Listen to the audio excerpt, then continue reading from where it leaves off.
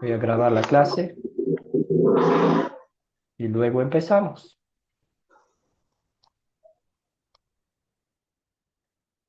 Excelente, entonces bienvenidas a cada uno de ustedes. Es un placer, un privilegio estar junto a ustedes estudiando la palabra de Dios y continuamos, como bien decía nuestra hermana Altagracia, deleitándonos, admirando, atesorando los tesoros que el Señor pone frente a nosotros con estas maravillosas historias.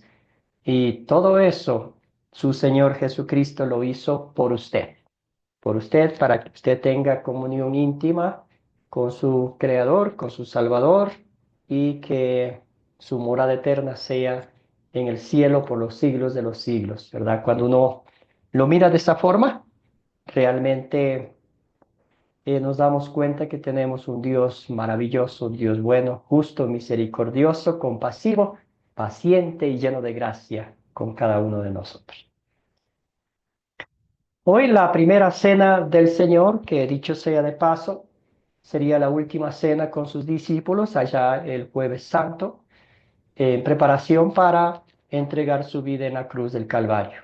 De esa Santa Cena, usted y yo, por la gracia de Dios, recibimos el perdón de pecados y una comunión íntima con Dios, con nuestro Señor Jesucristo y con las personas, con los hermanos y hermanas que confiesan, profesan la misma fe. Muy bien, entonces vamos a enfocarnos en el texto de Mateo, capítulo 26, 17 al 29. También el video nos contaba un poquito más, narraba la historia del Evangelio según eh, San Juan, capítulo 13. Empecemos la clase pidiendo que sea Dios a través de su Espíritu, de su palabra, quien abra nuestro entendimiento, para que postrados a los pies de Cristo escuchemos su enseñanza. Amado Señor Jesús, estoy muy agradecido por tu amor. No solo llevaste una vida perfecta en este mundo por mí, sino que fuiste a la cruz para pagar mis pecados. Y siempre expresaste tu amor mientras estuviste aquí en la tierra.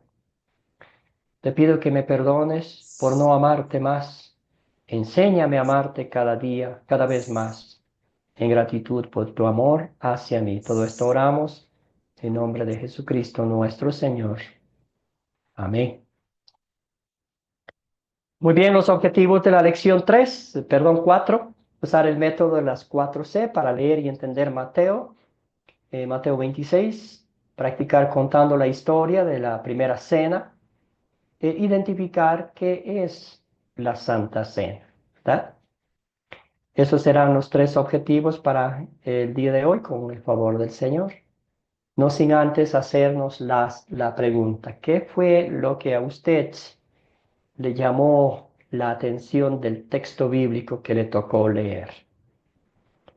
Que fue, como bien decía Altagracia, uno ha leído antes este texto bíblico, pero ahora analizándolo más a profundidad, ¿qué fue lo que a usted le llamó la atención? De Mateo nomás, Mateo capítulo 26. Un voluntario, una voluntaria, alguna cosita, querido Sergio. Sí, pastor, a mí me llamó mucho la atención el versículo 17, la última parte. La pregunta que le hicieron es, ¿dónde quieres que preparemos para que comas la Pascua? En mi vida cristiana siempre he tratado de seguir este consejo. Siempre preguntarle al Señor qué es lo que Él quiere que yo haga, cómo lo haga, cuándo lo haga, dónde lo haga. ¿Sí? Es una bendición para mí preguntarle y me ha resultado bastante bien porque he podido ser muy asertivo en las cosas, en el ministerio de tantos años que llevamos, Dios nos ha permitido llevar. Siempre preguntamos, ¿dónde quieres, Señor? ¿Cómo quieres? ¿Sí? ¿Qué es lo que tú quieres? Ese pasaje es una bendición para mí, pastor. Gracias. Gracias, querido Sergio. Si me ayudan apagando los micrófonos para que no haya una interferencia, por favor. Escuchemos a José Ernesto. dándole la bienvenida, hermano. Gracias, Sergio, por su comentario, hermano. José, y Buenos luego, días a todos. Sí, pastor, lo que me llamó más la atención en el video es de que Jesús da una muestra de humildad a sus discípulos. Aquí hay tres, vamos a decir, ejemplos que les da: la ujú, humildad, el amor y el poder de servicio que les estaba enseñando. ¿Verdad? Y les dice esto: ámense a ustedes como a sí mismos, ¿verdad? Ámense los unos a los otros. Esa sería gracias, lo que me querido llama la José Ernesto. Muy bien dicho. Escuchemos a Miguel, luego vamos con Ana y también con Wilfredo. A mí me Adelante, llamó la Miguel. atención, sí, a mí me llamó mucho la atención cómo Jesús tenía todo, sabía todo y tenía todo ya preparado. O sea, cuando manda a los discípulos a preparar las Pascuas, él ya sabía, ya sabía dónde tenían que ir, cómo tenían que hacer todo. Antes de que Judas le diga algo, ya él sabía que Judas lo había traicionado. O sea, él ya, por supuesto sabemos que era Dios, ¿no? Pero él ya se adelantaba todo. Un aporte nada más. Gracias, Miguel. Querida Ana, adelante, hermana. Eh, a mí me llama la atención más o menos lo que dice el hermano, cómo Jesús, que él en su humanidad, él compartió con los discípulos en la mesa y sabiendo quién lo iba a entregar como quiera, ¿verdad? Se lo dijo y le demostró ese amor hacia él, siguió compartiendo con él y aún sabiendo que iba a ser entregado, no le importó y comió en la mesa con él. Y eso es un ejemplo para nosotros, que tenemos que aprender a perdonar a los que nos ofenden y seguir hacia adelante demostrando, ¿verdad? Cada día que el Señor es amor y nosotros tenemos que ser su modelo. Gracias, Ana. Muy bien. Escuchemos a Wilfredo. Mm, También comparte con la idea de la hermana Ana, el dominio propio, la capacidad de manejar el asunto, ¿no? Sabes que alguien te va a traicionar, si alguien te va a poner una puñalada por la espalda, manejar en ese momento creo que humanamente es difícil. Yo veo que Dios es un Dios que nos enseña esta lección, ¿no? Manejar nuestro temperamento, nuestra reacción frente a una crisis, ¿no? Gracias, querido Wilfredo. Muy bien.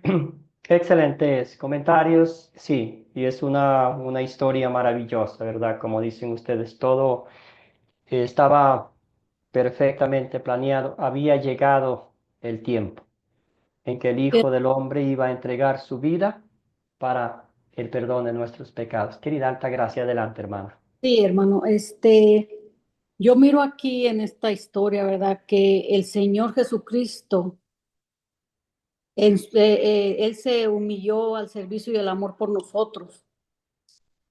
Y que aunque Él era el Maestro y Señor, estaba dispuesto a servirles.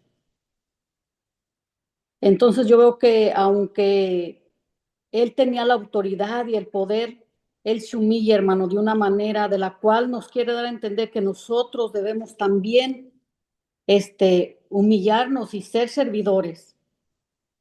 Y tiene un significado muy importante mostrándonos la limpieza espiritual que nosotros también debemos tener. Yo lo veo así, de esa manera, hermano.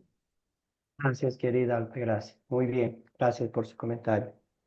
Excelente. Y lo que dice nuestra hermana nos conecta con la siguiente pregunta. ¿Por qué Jesús lavó los pies a sus discípulos antes de la cena de la Pascua? Este está en el Evangelio de Juan, capítulo 13, donde nos muestra una historia maravillosa también. Querido Miguel, cuéntenos. Sí, yo leí Juan 13:3-17, ¿no? Tiene otra perspectiva, Juan, ¿no? Tiene lavado de pie. Bueno, ahí yo veo humillación primero, ¿no? Humildad, servicio hacia los demás y misericordia. Es un amor tan grande que tiene que le demuestra, ¿no? A sus discípulos en el lavado de pie. Gracias, querido Miguel. Escuchemos a Daniel.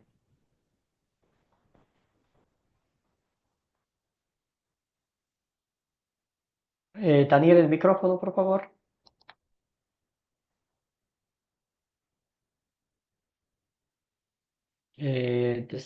A ver si le ayudo aquí un poquito. Miguel, Daniel.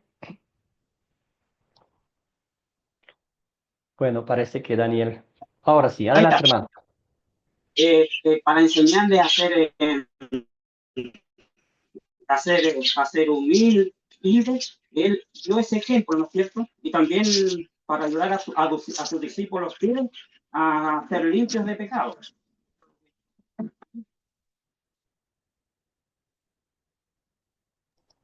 Gracias, Daniel. Escuchemos a Ana.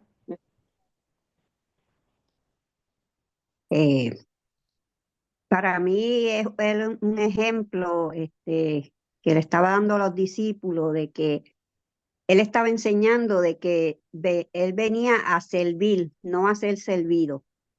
Y él estaba demostrando, ¿verdad? Esa humillación que había que no ser, ¿cómo es? Avaro ni ser prepotente, sino que tenía que uno que ser humilde y bajarse a humillarse para poder servir a otras personas y ayudar a los demás.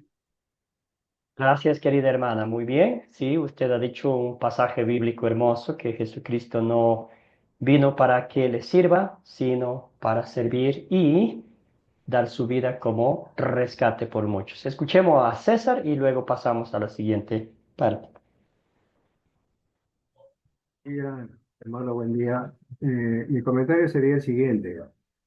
Que Jesús demostró humildad es una enseñanza que él dio a sus discípulos, porque él decía que el siervo no es mayor que su señor, pero en este caso el señor, el dueño, le lava los pies a sus siervos. Entonces, eso en la vida terrenal, eso nunca se ha visto. Pero como él está enseñando una nueva doctrina, donde debe resaltar la humildad y el amor entre los demás, lo que está demostrando es que él dice que deben amarse unos a otros, de tal manera que no haya hegemonía de uno sobre otro. Y creo yo que es una forma de enseñar de que todos deben ser humildes a la hora de tratarse unos a otros y que no hay superioridad de unos a otros. Gracias, pastor. Gracias, César. Escuchemos a Wilfredo y concluimos con José Ernesto. Sumando la idea, pastor, yo veo también la estructura en el mundo está piramidalmente. El líder va arriba y lo que le sostiene es el pueblo. Y acá es inversa, ¿no? El líder va abajo sirviendo a los demás. Como dicen nuestras hermanas, la humildad nos enseña a servir a los demás. Pero la política se sirven de la sociedad en cualquier parte del mundo. Y el reino que está estableciendo es para servir y para proteger a los más débiles de abajo, ¿no? Eso sería mi comentario, pastor. Gracias, querido hermano. Muy bien, escuchemos a José Ernesto. El micrófono, hermano, para que le escuchemos bien. Sí, decía de que con esta acción Jesucristo pues lo que hace es darle una muestra de humildad a sus discípulos. Leyendo en la Biblia entiendo de que en esa época los personas que hacían o que eran invitados a ciertos eventos pues tenían la costumbre de quitarse las sandalias y lavarse los pies, ¿verdad? al ver eso, esa costumbre, pero que los discípulos no actuaban, no decidían o se disponían a querer hacer esa acción, vino él y les dio esa muestra de humildad. Tomó una toalla ahí que San Juan parece, tomó una toalla y empezó a lavarle los pies. Para mí, pues, en vista de que ellos no se acomodaban a hacer esa situación o esa acción, Jesús lo hace. Es una muestra de humildad, ¿verdad? Porque en esa época, como digo, cada persona que hacía un evento de esa naturaleza tenía sus sirvientes o sus siervos y eran ellos que realizaban esa acción solamente. Gracias, querido José Ernesto. Muy bien, entonces ya hablaron ustedes de la humildad que Cristo nos muestra y también, pues, ¿verdad? Mostrar ese amor por los demás. Ahora, no vamos a responder esta pregunta, pero solo quiero que piensen ustedes si pueden aplicar a sus vidas. ¿Qué significa lavar los pies de los demás? No vamos a contestar aquí, ¿verdad? Literalmente no vamos a lavar los pies de alguien, pero ¿qué significa eso para un cristiano? ¿Verdad? Cómo actuamos con los demás, cómo servimos hacia los demás, cómo nos ven los demás a nosotros como cristianos, ¿verdad? Uno puede decir, yo sí puedo lavar los pies de los demás, pero ¿qué tal nuestras acciones? ¿Qué tal nuestras palabras? Entonces, esa pregunta es muy general y la aplicación que el Señor Jesucristo nos muestra, mostrar el mismo amor que Cristo mostró a nosotros hacia los demás, ¿verdad? No siempre es fácil, especialmente con las personas que a veces no nos muestran señales de cariño, de voluntad y aprecio, ¿verdad? Entonces ahí todo eso va. Excelente, entonces ustedes pueden pensar en esa pregunta, no la vamos a contestar acá, pero ya vamos a llegar de lleno a la historia bíblica, ¿verdad? Es una historia maravillosa. Usted recordará lo que argumentó Pedro, porque sí, como dijo José Ernesto, era culturalmente que tenía una persona asignada, un siervo que al que entraba, especialmente en eventos como estos, estaba a la entrada lavando los pies del que llegaba. El anfitrión era tarea de él conseguir un siervo, ¿verdad?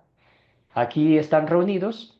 Obviamente nadie quiere rebajarse porque era un trabajo del siervo y ahí Jesucristo lo hizo, pero él dejó bien en claro porque dijo, sí, ustedes han dicho que yo soy su maestro y lo soy. Esto no cambia para nada, pero quiero mostrarles lo que es ser un cristiano, lo que es ser un creyente, lo que es este, decir con mis labios que yo soy un hijo de Dios redimido por la sangre de Cristo, ¿verdad? Entonces después Pedro alegó, dijo, yo no voy tú no vas a hacer eso. Y ahí Jesús lo dijo, ok, si no quieres, no tienes parte en mi vida, porque a veces el orgullo, la arrogancia, siempre sale a flote en muchos de nuestra naturaleza pecaminosa.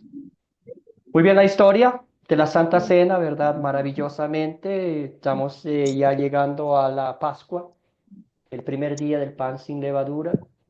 Eh, este, los discípulos, al no parecer, estaban un poquito preocupados, ya todo el mundo tenía listo para la cena, y aquí ellos dicen, pues nada, no se ha preparado, ¿dónde quieres que vayamos? ¿Qué hacemos?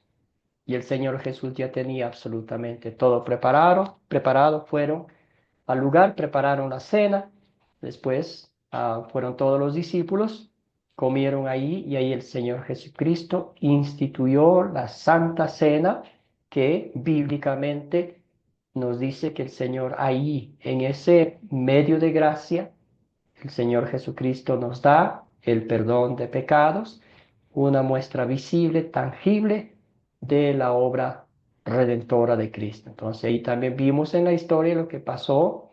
Jesús identificó al traicionero, Judas Iscariote, ¿verdad? Y ya cenaron y después ya fueron al monte de los olivos, allí donde lo capturó. Entonces vamos a identificar los personajes. ¿Quiénes son los personajes de la historia de Mateo, capítulo 26, 17 al 29? Querido Miguel, ¿qué personajes identificó usted? Los discípulos, Judas, Jesús en varias formas, ¿no? O sea, muchos nombres. Jesús maestro, Rabí, el Hijo del Hombre, y los hombres de la casa, el Padre y Dios. Excelente, muy bien. Ahí están los personajes que identificamos. ¿Cuáles son los objetos? ¿Qué objetos encontramos? Querido Nelson, dándole la cordial bienvenida. ¿Cómo va, hermano? Bueno, muy bien. Saludo a todos primeramente. Los objetos de esta historia son la mesa, el plato, el pan, la copa y todo lo que hubo en la bus. Excelente, gracias, Nelson. La copa, ¿verdad? El vino, el pan. Mencionó la mesa. Dice los textos bíblicos que estaba amoblado, que estaba todo listo para ese gran día, ¿verdad?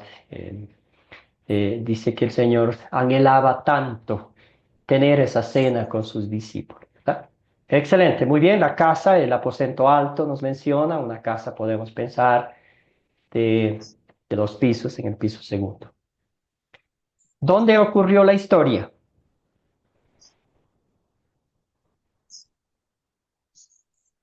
¿Dónde ocurrió la historia?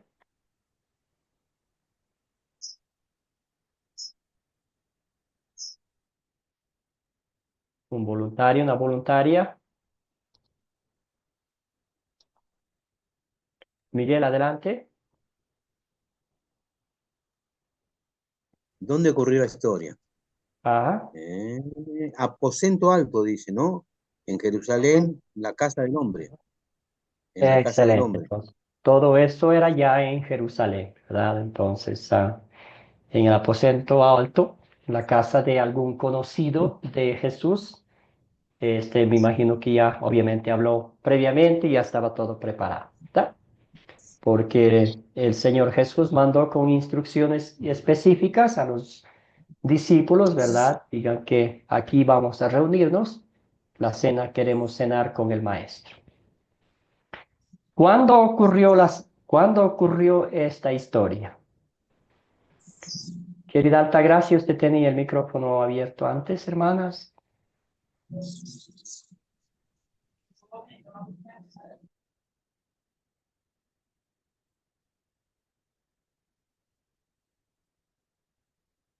Bueno, vamos con Eliseo. Eliseo, adelante. Hola, ¿cómo están? Buenos días, mi estimado pastor. Si Buenos mal no días, querido recuerdo, fue hermano. en el tiempo de la Pascua.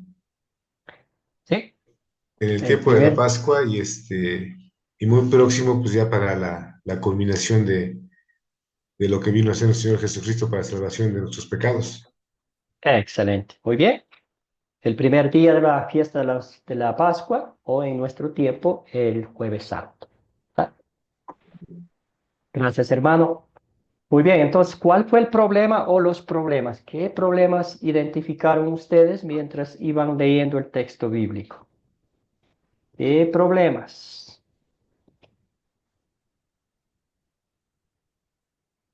Sí. Adelante.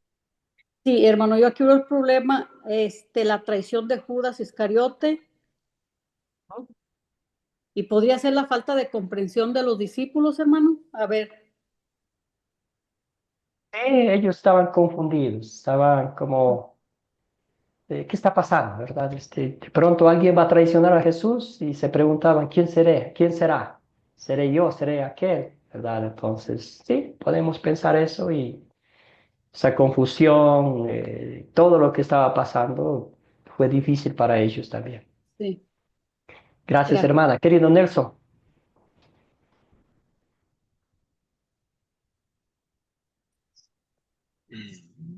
También hablando, agregando algo más sobre el problema, había un problema, pero también ese problema tuvo una solución, porque yo veo que nuestro Señor Jesucristo identifica a Judas, ¿verdad?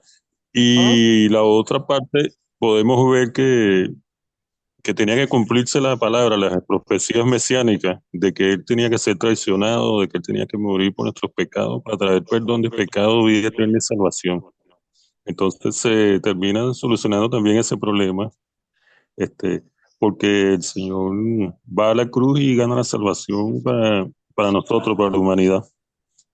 Excelente, Nelson. Entonces usted hizo las dos cosas. Identificó el problema y también la solución. Entonces ahí está, se solucionó el problema.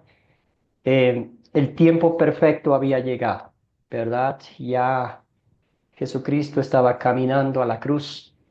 Y toda esa semana, si uno analiza, esa semana Jesús estaba muy, muy ocupado, trabajando, enseñando, defendiendo la casa de su padre, ¿verdad? El templo y todo eso. Y ahora pues ya próximo a entregar su vida, la hora más angustiosa de él, de sentir sobre sus hombros el peso de nuestros pecados, el pecado del mundo, ¿verdad? Pero como dice Nelson, ese era el plan perfecto de Dios y ya se estaba llevando a cabo. Entonces, a pesar de todo lo que estaba pasando, Jesús, con la cabeza en alto, fue a la cruz y lo hizo por usted, por mí y por todo el mundo. Muy bien. Excelente, entonces ya encontramos el problema o los problemas. Y aquí vamos a la parte de consolidar, aplicación práctica de la palabra de Dios a nuestra vida, no sin antes pasando por identificar el punto principal de esta historia, que es la parte que sobresale en esta historia. Querido Eliseo. Pues el punto principal se puede decir que es la cena, el que les comunica de que, bueno, trata de informarles de que ya pues él está por morir y les da el pan como símbolo de su carne y la copa como símbolo de su sangre para que después comprendieran lo que estaba por pasar, creo yo, mi estimado pastor. Gracias, Eliseo. Muy bien, sí. Entonces, la institución de la Santa Cena, entregando su cuerpo y su sangre junto con el pan y el vino para el perdón de los pecados. Querido Sergio. Sí, fue la institución, el punto principal es la institución misma de la Santa Cena como el sacramento y también el hecho del versículo 29 como un preámbulo a aquel día glorioso en el que volveremos a reunirnos con Él para celebrar en su presencia esta santa cena. Sí, sí, el Señor se despide diciendo, bueno, ya no beberé más de este fruto de la vid hasta el día que lo beba de nuevo con vosotros en el reino de mi Padre. Qué bendición, qué bendición. Instituyó y nos abrió el camino a una nueva vida y un privilegio tan especial como este. Yo espero estar ahí en esa cena. Gloria a Gracias, Dios, pastor. querido hermano. Se me eriza la piel solamente de pensar, ¿verdad? Estar en el reino de nuestro Padre Celestial, sentados alrededor en el banquete y disfrutando junto a Dios Padre, Dios Hijo y Dios Espíritu Santo. Es increíble. Querido Wilfredo, adelante.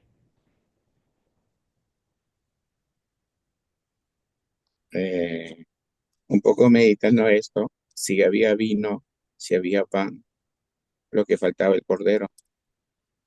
Entonces, el cordero perfecto, que ya no limpiará, sino quitará el pecado de todos nosotros. Gracias, querido hermano. Muy bien, ¿sí? El Cordero de Dios que quita el pecado del mundo. Excelente. Entonces, sí, con esos títulos podemos avanzar. ¿Había otro título más por ahí? El enfoque es la institución de la Santa Cena. Y con esa Santa Cena, Jesucristo, al entregarnos su verdadero cuerpo, su verdadera sangre, nos da el perdón de pecados junto con el pan y el vino. Es un medio de gracia. Es un medio de gracia que vemos elementos terrenales conectados con la palabra de Dios. La palabra de Dios es la que le da el poder a este sacramento, ¿verdad? Muy bien, excelente. Entonces vamos a la parte de la aplicación. La ley de Dios con todo su rigor, la ley como un espejo que nos muestra nuestra debilidad, nuestra imperfección, nuestra incredulidad y nuestro olvido espiritual también, ¿verdad? ¿Qué pecado veo en esta historia y confieso en mi vida?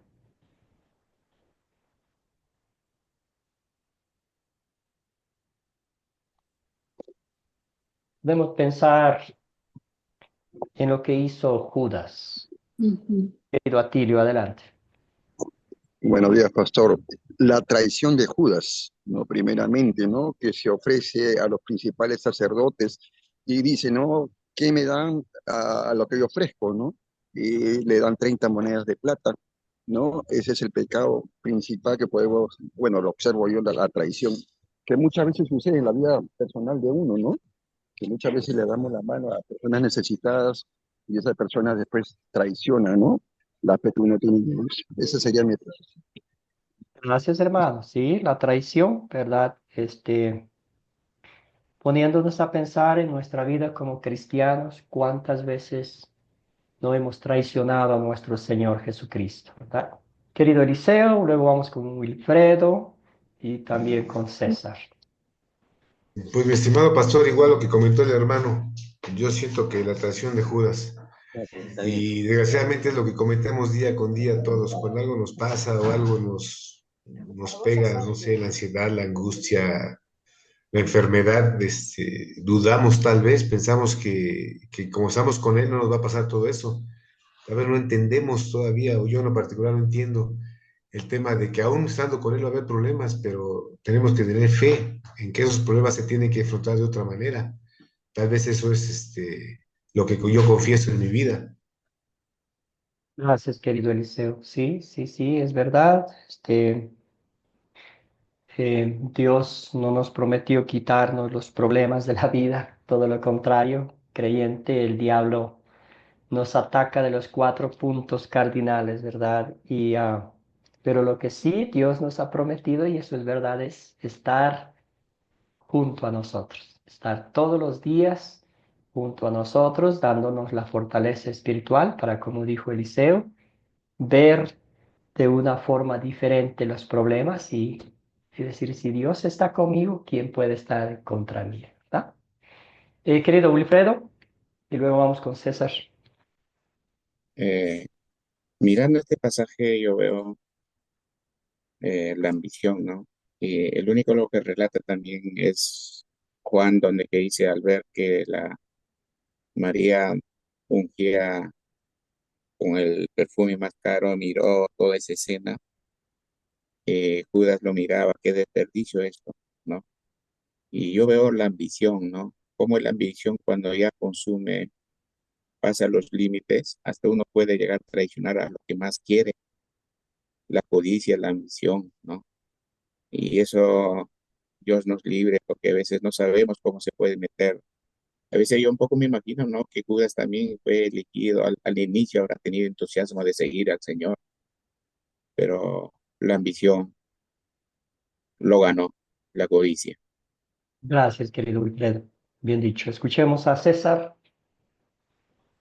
Yo puedo ver acá, pastor, que Judas había caminado igual que los discípulos con Jesús por 3 años aproximadamente. Y en ese tiempo él ha visto los milagros que hizo Jesús y debió haberse dado cuenta el amor que tenía Jesús hacia la humanidad y él debió aprender de eso. Pero él demostró con su actitud que él tenía más amor al dinero que el amor al propio Jesús. Ahí se cumple lo que dice el proverbio, que ahí donde está tu tesoro está tu corazón. Eso demuestra que en el corazón de Judas no estaba el amor a Jesús, que lo tenía ahí a su lado, sino al dinero que él se encargaba de juntar. Y lo vio como un negocio. Dijo, acá hay una posibilidad de yo hacer un gran negocio. Lo entrego a Jesús y me gano un dinero. pero no pudo analizar las consecuencias de ese pecado que él cometió. Ese es mi comentario, pastor. Gracias, querido César. Excelente. Y todo ese dinero no le sirvió absolutamente para nada. Sí, sí, sí. Y ese es el punto, ¿verdad? De nuestro pecado, que a veces amamos más a las cosas de este mundo que a Dios. Y ahí sí nos duele, ¿verdad? Yo creo que es como una lanza que nos toca, penetra el corazón cuando pensamos en eso, porque aunque seamos cristianos, tenemos que reconocer que no le hemos puesto a Dios en primer lugar, ¿verdad? Y eso es amar, eso es idolatría, eso es usurpar el nombre, el honor que le pertenece a Dios. Querido Sergio, adelante, hermano. Sí, hermano pastor, de alguna manera la escena se está repitiendo y se ha repetido. Yo el pecado que veo allí es la infidelidad, la deslealtad, ¿sí? Y eso es exactamente lo que hacemos, si me permites esta reflexión, eso es exactamente lo que hacemos en nuestro diario vivir. Mientras nosotros sigamos siendo infieles al Señor, de alguna manera estamos usando las 30 monedas. Seguimos golpeteando al Señor. A mí me bendice mucho el pasaje bíblico que establece que aunque nosotros somos infieles, Él permanece fiel. Y no lo digo como un consuelo, lo digo como una advertencia, ¿sí? Yo he decidido que mantener mi fidelidad, mis convicciones por encima de todo y por encima de todos, porque Él nos llamó a una vida nueva. Los Judas debemos terminar ya. Esas escenas debemos terminarlas, mantener la fidelidad, porque siendo fieles, entonces la gente podrá identificar al tipo de Dios que nosotros servimos. Y termino. El Señor dijo, en esto conocerán los demás que ustedes son mis discípulos, cuando se amen unos a otros. Y el amor, querido pastor, no permite la infidelidad. Gracias, pastor. Gracias, Hermano, querido Sergio. ¿puedo? Sí, adelante, querida Altagracia, y después vamos con Miguel, creo que tenía un comentario. Sí, Adelante, hermano. hermano. Sí, yo aquí puedo ver en la historia, ¿verdad? Que por 30 monedas, cómo Judas traicionó, ¿verdad? Igual que la negación de Pedro. Pero en mí, en lo personal, en nuestra vida, podemos estar llamados a reflexionar, hermano, sobre nuestras propias traiciones. Tal vez no como la de Judas, pero sí a veces traicionamos a nuestros propios valores, a nuestros compañeros, a la falta de lealtad, hermano, al egoísmo. Traicionamos la confianza, aún sin quererlo, la amistad.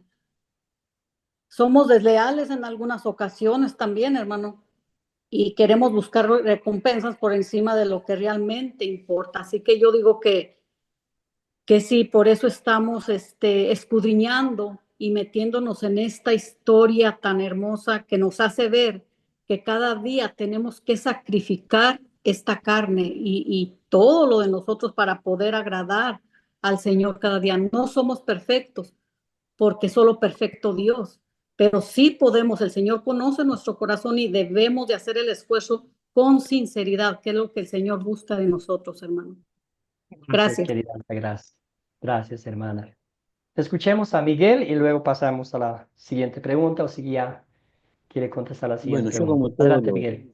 como todos los hermanos, veo la traición, el engaño, la mentira, la ambición, la codicia. Y yo digo, ¿no? Que todo eso tiene que irse de nuestra vida, como decía el hermano Sergio, ¿no? Tenemos que buscar de sacar el pecado de nuestra vida, nuestra parte humana, hombre, pensamiento. Tenemos que erradicarlo, ¿no? Que sea un 24/7 para Cristo, que sea todo el día, todo pensamiento, todo corazón y amor hacia Él. Porque si no, vamos a seguir siempre en lo mismo. Un aporte. Gracias. Gracias, querido Miguel. Muy bien. Hemos hecho una lista negra, si se podría decir, de cómo nos ve Dios, ¿verdad? Ante nuestra naturaleza pecaminosa. Con todo lo que hemos mencionado y siendo muy honestos, siendo muy concretos y claros en nuestra actitud ante Dios, sabemos que hemos fallado, que hemos roto sus mandamientos, que hemos ofendido a Dios y también a nuestros prójimos. Ustedes bien mencionaban, no siempre somos cordiales, siempre queremos beneficiarnos de las situaciones que nos favorecen a nosotros, entre tantas otras cosas, ¿verdad? Eh, Todo eso nos lleva a una sola conclusión, que merecemos el castigo de Dios, ¿verdad? La ley de Dios dice, sean perfectos como yo, el Señor su Dios, soy perfecto aquí en la tierra. ¿Y quién puede ser perfecto? Ninguno de nosotros, ¿verdad? Y por eso vino nuestro Señor y Salvador Jesucristo, porque miró a veces el deseo, a veces la intención, a veces las promesas que sí queremos hacer esto, pero al fin nos damos cuenta, es la vida de un cristiano aquí en la tierra, la vida del ser humano es como si estuviésemos en un pantano. Sacamos un pie y el otro se mete ahí, ¿verdad? Pero Jesucristo vino. Literalmente Él nos sacó de ahí, nos libró de las garras de Satanás, como siempre digo, de ese pantano, y con su muerte, con su gloriosa resurrección, pagó el precio justo de nuestra redención. Entonces, ¿en qué versos y palabras de esta historia usted ve el amor de Dios? Lo que usted no pudo hacer. Ustedes mencionaban la infidelidad nuestra. Dios es fiel, pero nosotros somos infieles en pensamiento, palabra y obra. Nosotros queremos cumplir, vivir una vida decente, pero no podemos. En esta historia, ¿en qué versos ve usted? El amor de Dios, el evangelio puro, sin Ah, contaminación. Adelante, querida Altagracia. sí, yo en estos dos puedo ver que Jesús dio la vida por mí, que Jesús hizo un sacrificio tan grande, ¿verdad? Que jamás, aun si me lo preguntaran, si yo diera a mi hijo, pues diría no. Entonces, Jesús da la vida por nosotros sin ninguna excusa por el amor a su pueblo, a sus hijos, ofreciendo su sangre para el perdón de nuestros pecados, hermano.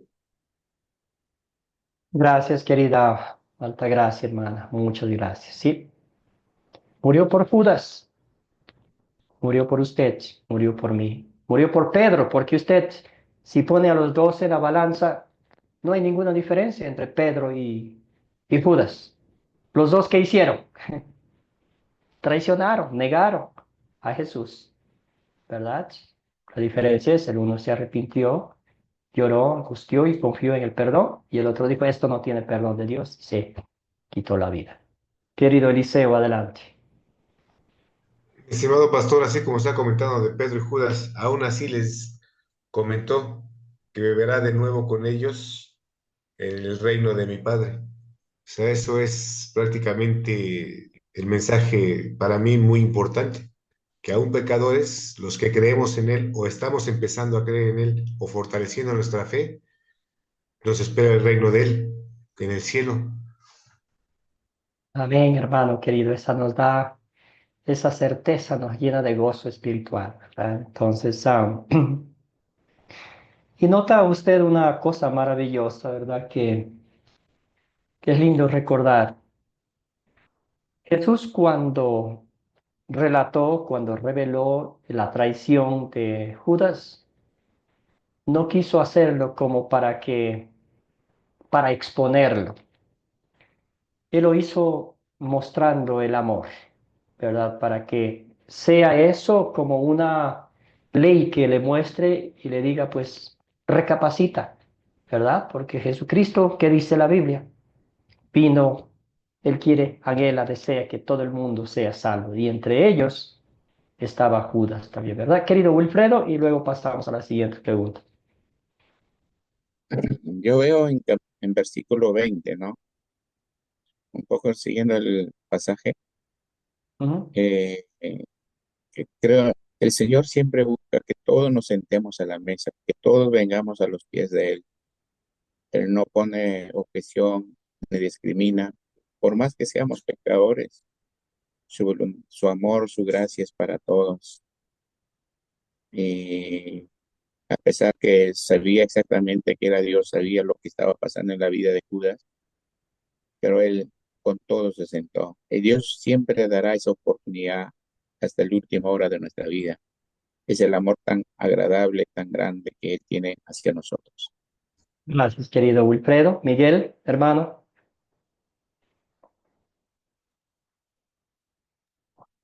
Sí, pastor, yo veo del 26 al 29. Él da su cuerpo, la copa del pacto, para perdón de pecados, para que nosotros sepamos que Él nos salva, que Él está con nosotros, que Él no nos va a dejar, que Él no nos va a abandonar a los que seguimos a Él, ¿no? Ahí veo mucho amor de parte de Dios hacia toda la humanidad, no solamente a mí.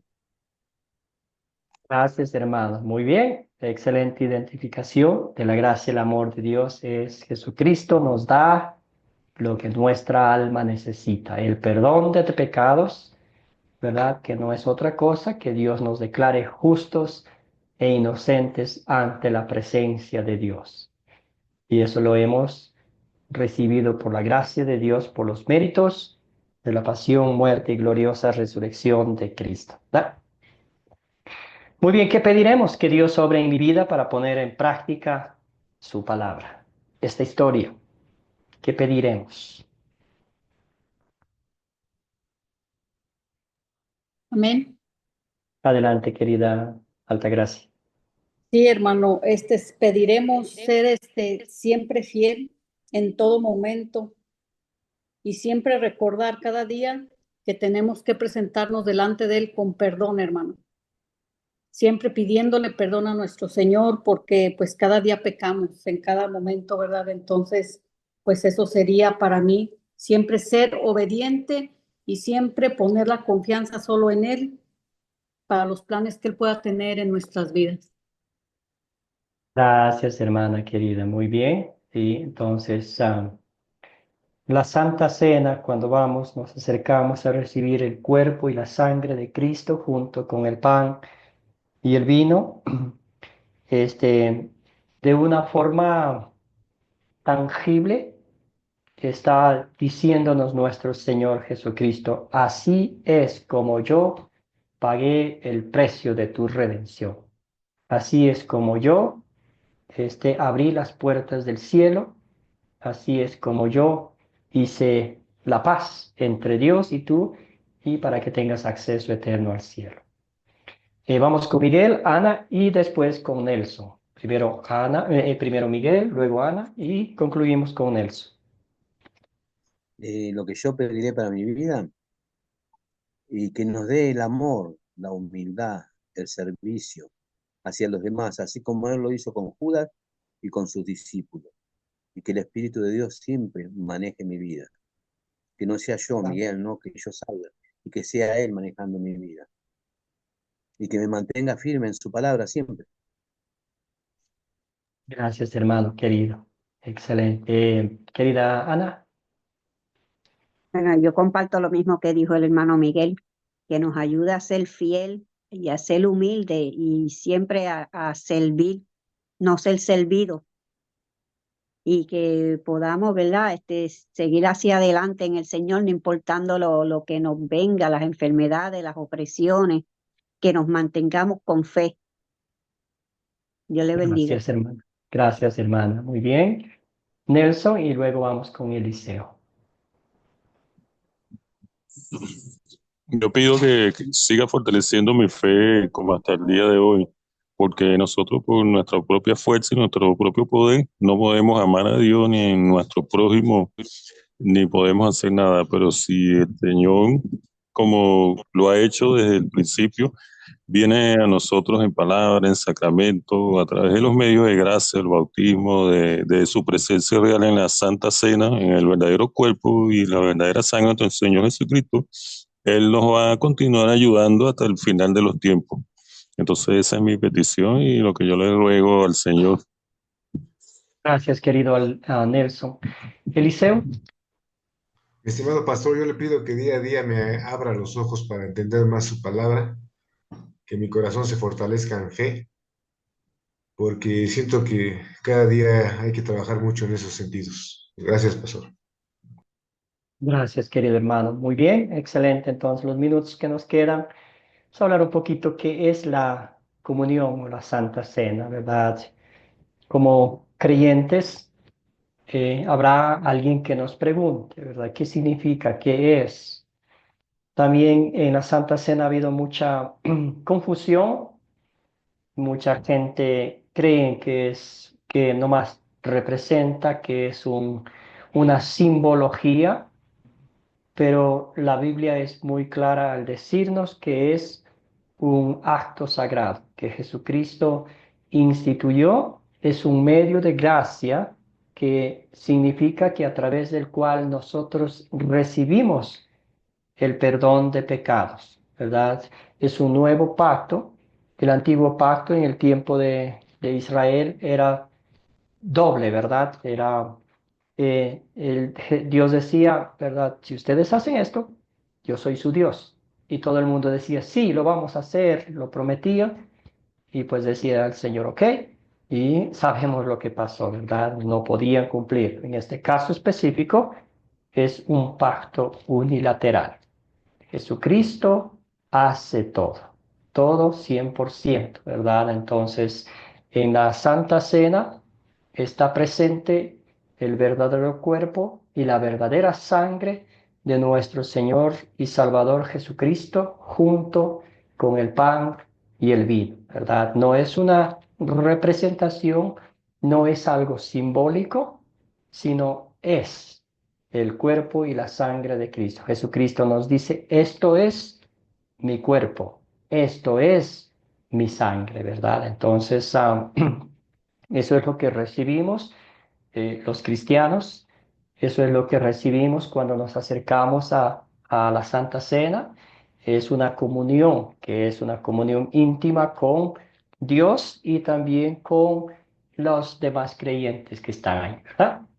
Entonces aquí para nomás pensar, de pronto de pronto sucede esta conversación. Una amiga le pregunta, sé que eres cristiana, tengo una pregunta para ti, ¿qué es la Santa Cena? Entonces aquí vamos a decir que es un acto sagrado, es un medio de gracia instituido por nuestro Señor Jesucristo.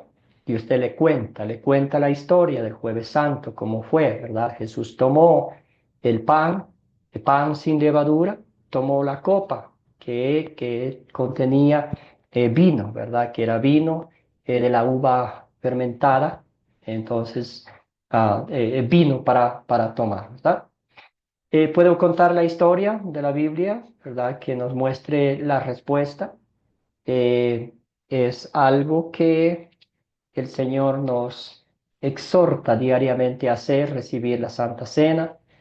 También el apóstol Pablo es muy claro, es muy concreto al decirnos, al amonestarnos, al darnos una advertencia, ¿verdad? De que si vamos a recibir la Santa Cena de una forma indigna, sin saber lo que significa, sin saber para qué el Señor Jesucristo nos está dando. Entonces es muy importante y yo sé que en otro curso creo que la oración y los sacramentos van a estudiar específicamente sobre la Santa Cena, pero aquí estamos dándoles unos titulares de la importancia de la solemnidad y del acto sagrado que es la Santa Cena. Entonces, nomás para que tengan en mente, aquí está la Pascua, la Cena del Señor. Es la celebración que los judíos, ¿verdad?, hicieron. El Señor, bueno, les dijo que hicieran al salir de Egipto, ¿verdad? La Santa Cena. La Santa Cena, como dije, la Santa Cena es una comunión, una unidad entre los elementos y el cuerpo y la sangre de nuestro Señor Jesucristo. Entonces, ahí está. Como dije, en la Santa Cena recibimos el verdadero cuerpo y la verdadera sangre de nuestro Señor Jesucristo junto con el pan y el vino. ¿Ah? A eso nosotros le llamamos presencia real. Obviamente ningún ser humano ha ido con un microscopio para ver si ahí está presente el cuerpo y la sangre de Cristo, pero el creyente escucha la voz de nuestro Señor Jesucristo, escucha su palabra, y si Cristo nos dice que está presente el cuerpo y la sangre de Cristo allí para el perdón de nuestros pecados, postrados a sus pies, creemos y recibimos de Él esa bendición maravillosa. Unidad entre los creyentes y su Salvador, ¿verdad? Todos los que vamos a la Santa Cena, creemos, confesamos y profesamos lo que la Biblia nos ha enseñado. Unidad entre creyentes con el cuerpo, ¿verdad? El cuerpo de Cristo, la Santa Cena, la cena de nuestro Señor Jesucristo, esa cena especial con un propósito divino. Eucaristía, que no es otra cosa que dar gracias al Señor, el sacramento del altar, porque fue donde Cristo murió en la cruz, ¿verdad? Las siguientes preguntas vamos a contestar aquí. ¿De dónde viene la Santa Cena en la Biblia? Y la segunda pregunta, ¿cuál es la conexión entre la Pascua y la Cena del Señor? ¿Qué piensan ustedes? ¿Alguna información que han investigado de dónde viene la Santa Cena en la Biblia?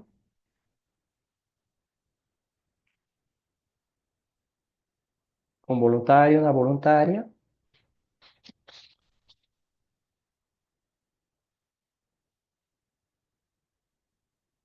Bueno, les cuento que la institución de la Santa Cena viene del Antiguo Testamento, ¿verdad? Cuando bueno, en Egipto, ¿verdad? Los israelitas eran esclavos de Egipto por 430 años. Allí el Señor les dio órdenes específicas que celebraran la cena de la Pascua, ¿verdad?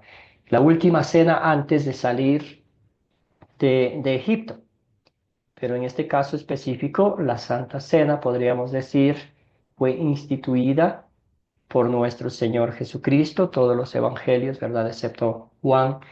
Tenemos en Mateo, Marcos y Lucas, y también la carta del apóstol Pablo nos muestra sobre la institución de la Santa Cena, cómo lo hizo, para qué lo hizo, cuándo lo hizo nuestro Señor Jesucristo, ¿verdad? Entonces es una conexión, ahorita vamos a hablar de la conexión con la Pascua del Antiguo Testamento que los israelitas cada año tenían que celebrar, y por eso venían de muchos otros lugares. Querido Miguel, cuéntenos. Y ellos le llamaban el día de la fiesta de los panes, sin levadura. Panes sin levadura, la comida del cordero, ¿verdad? Con cosas específicas, ¿verdad? Muy bien, entonces, ¿cuál es la conexión entre la Pascua y la Cena del Señor? ¿Qué conexión encuentra usted? Querido Sergio, adelante. Sí, bueno, la Santa Cena fue instituida por el Señor con un enfoque netamente espiritual, ¿no? De eventos presentes y futuros. La Pascua, digamos que es el acto previo, ¿no? Y era la celebración o conmemoraban la liberación de los israelitas en su salida de Egipto.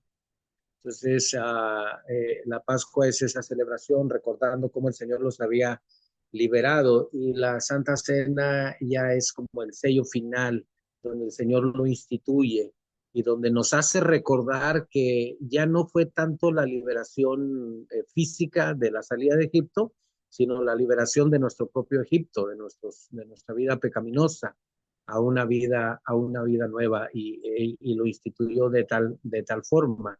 Y esta misma cena, al igual que el peregrinar de Egipto hacia Canaán, el peregrinar nuestro es de nuestra vida antigua a esta vida nueva, y un día poder reunirnos con la libertad espiritual que nos ha dado por medio de su sacrificio. Gracias, pastor. Gracias, querido Sergio. Escuchemos a César. Sí, pastor. Yo opino de que hasta, hasta ese día en que Jesús comió la última cena con sus discípulos, hasta ese día los judíos celebraban el recordatorio de la salida de Egipto y ellos celebraban su cena con pan sin levadura y también con un cordero. Digamos que eso estaba instituido en la ley, pero cuando ya Jesús viene, instituye una nueva ley y esa cena que él tiene con sus discípulos es como instituir y decir, la antigua ley ya no se va a cumplir porque yo ya la he cumplido. Con mi cuerpo que lo entrego en favor de ustedes, estoy instituyendo un nuevo pacto. Se anula el antiguo pacto y se crea un nuevo pacto que es con mi muerte. Porque entiendo que después que Jesús murió, el siguiente año la Pascua ya no fue celebrada como se hacía antiguamente con los judíos. Pienso que solamente se hacía como lo enseñó Jesús. Bastaba el pan y el vino para recordar la muerte de Jesús que reflejaba o representaba a ese cordero que se tenía por costumbre consumirlo. Gracias, doctor. Gracias, César. Escuchemos a Wilfredo. Sí, justamente como dice el hermano, la conexión de los dinteles que estaban manchados con la sangre lo libraba de la muerte a los judíos que estaban en esclavitud. Y ahora el único que nos libra de la muerte espiritual, física también, nos, muerte espiritual, la sangre de Cristo. Ahí vemos la conexión, ¿no? Físico y Gracias. más adelante será espiritual. Excelente, muy bien, excelentes conexiones. Ustedes notan ahí que el cordero tenía que ser sin mancha, sin defecto, de un año, ¿verdad? Y vimos, como dijeron ustedes, las instrucciones específicas que encontramos en el libro de Éxodo que Dios dio a Moisés para que él pasara a su pueblo. Y como bien dijeron, la sangre de ese cordero lo untaron en los dinteles de la casa de los israelitas mientras ellos comían, ¿verdad? El cordero asado con hierbas amargas, listos para salir. El ángel de la muerte pasó y mató a todos los primogénitos egipcios, pero esa sangre de ese cordero, ¿verdad? En los dinteles, les libró de la muerte. La conexión con nuestro Señor Jesucristo, un cordero perfecto, santo, ¿verdad? Que, como dijo hermano usted, que la sangre de Cristo nos limpia de todo pecado. Esa bendita sangre derramada sobre todo el mundo, ¿verdad? También recordamos las palabras de Juan el Bautista al mirar frente a él, a Jesús, dijo, he ahí el Cordero de Dios que quita el pecado del mundo, ¿verdad? Todo esto era de como cada año tenía que matar, ¿verdad? Ese cordero. Pero aquí Jesucristo hizo el sacrificio una sola vez y por toda la humanidad. Entonces, el cordero pascual, nuestro Señor y Salvador Jesucristo, con su bendita sangre, ¿verdad? Aquí nos dice, el cordero de Dios que quita el pecado del mundo.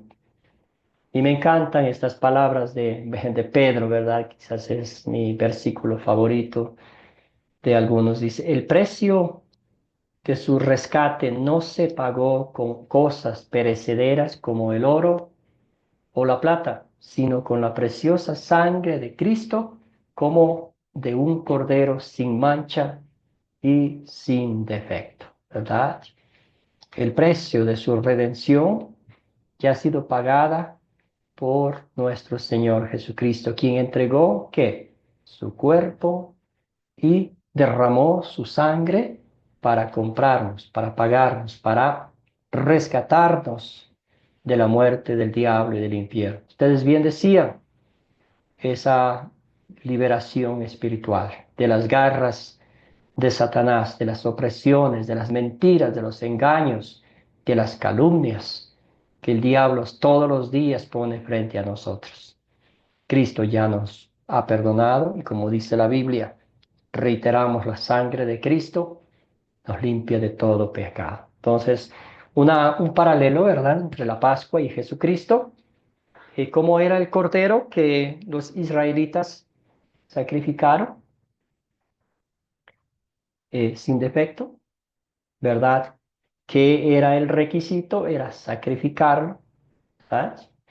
La sangre que lo pusieron en los dinteles de las casas, el ángel miró la sangre y lo salvó. Liberó de la muerte y de la esclavitud física, en el caso práctico concreto de nuestro Señor Jesucristo, sin pecado, ¿verdad? Vivió en medio de pecadores, pero no hubo engaño en su boca, ¿verdad? Crucificado, usted sabe, la muerte más atroz de los peores criminales, ¿verdad? El hecho era que lo crucificaban a este criminal en una cruz, en la loma, ¿verdad? Donde todo el mundo lo mirara. Y la idea de los romanos era, por si se les ocurre hacer algo en contra del Imperio Romano, esa era la muerte que a ellos les esperaba, ¿verdad? La sangre de nuestro Señor Jesucristo. Ya vimos que nada, absolutamente nada en esta tierra hubiera pagado el precio de nuestro rescate. Jesucristo derramó su sangre en la cruz y con esa sangre pagó el precio de nuestra redención, ¿verdad? Nos liberó de la muerte. ¿Qué clase de muerte? La muerte eterna en el infierno, ¿verdad? ¿Y la esclavitud de qué? La esclavitud del pecado, de la muerte y del infierno. Amados y amadas en el Señor, a veces el diablo, Satanás, mentiroso, engañador, todavía a veces nos sigue refregando estas cosas en la cara. Nos dice, tú no tienes perdón de Dios. La muerte de Cristo no tiene tanto valor por ti, ¿verdad? Entonces, todavía sigue tratando de esclavizarnos en sus mentiras, en sus engaños. Pero ¿qué dice la Biblia? ¿Verdad? La tumba vacía, la resurrección de Cristo, su ascensión al cielo, nos certifican, nos dan esa victoria absoluta sobre el diablo, la muerte y el infierno. Entonces podemos concluir diciendo que la victoria de Cristo sobre el diablo en la cruz del Calvario es también nuestra victoria. Muy bien, la conexión de la Santa Cena, ¿verdad? Dice, esa copa de bendición por la cual damos gracias, ¿no significa que entramos en comunión con la sangre de Cristo? Y continúa aquí, el cuerpo y la sangre de Cristo. La respuesta es sí, sí, Señor.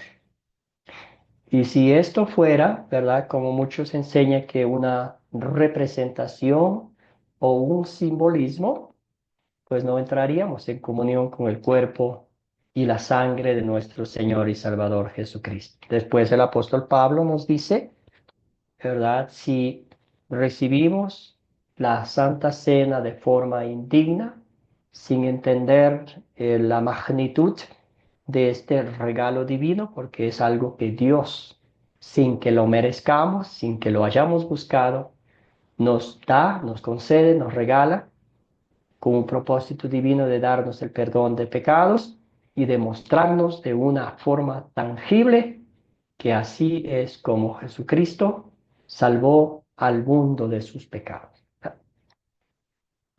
¿Alguna pregunta, alguna duda, algún comentario final sobre este estudio sobre las primeras cenas, la Santa Cena, el propósito de la Santa Cena?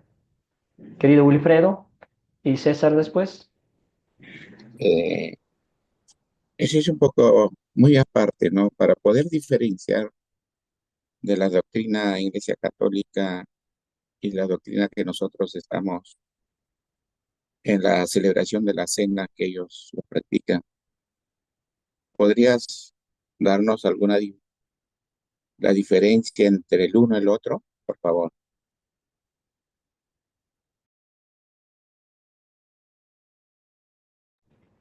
Sí, gracias, hermano, por la pregunta. Cortita, podemos decir que la Iglesia Católica, ellos enseñan la transubstanciación.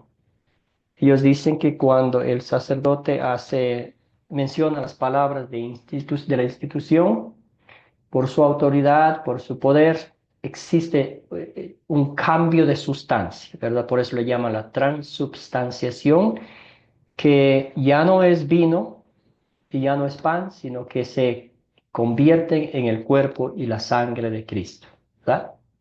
Cuando la Biblia dice claramente que esto es mi cuerpo y esto es mi sangre, junto con el pan y el vino, ¿verdad?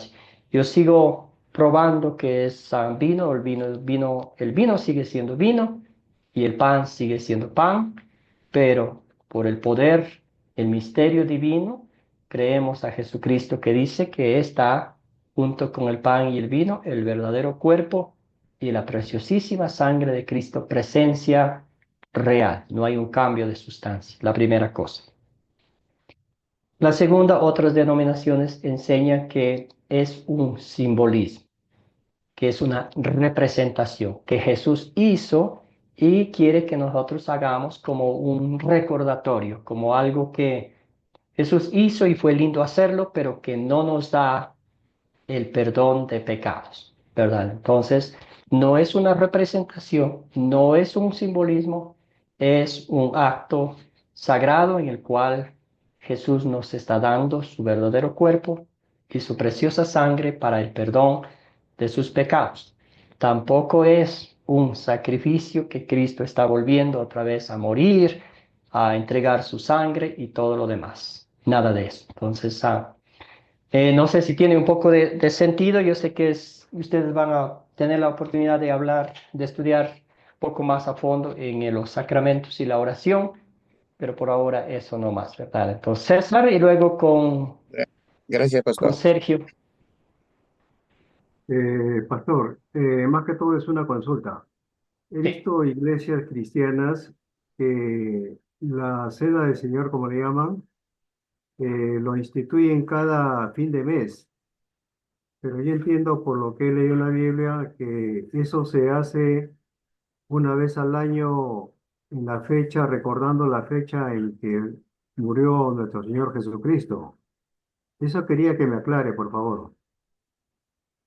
Excelente. Entonces, otra vez vamos al punto principal, ¿verdad? Que es una representación, es un recordatorio y hacemos lo que sucedió ahí, o vamos a lo que es la Biblia, ¿verdad? Entonces, dice que nos da el perdón de pecados.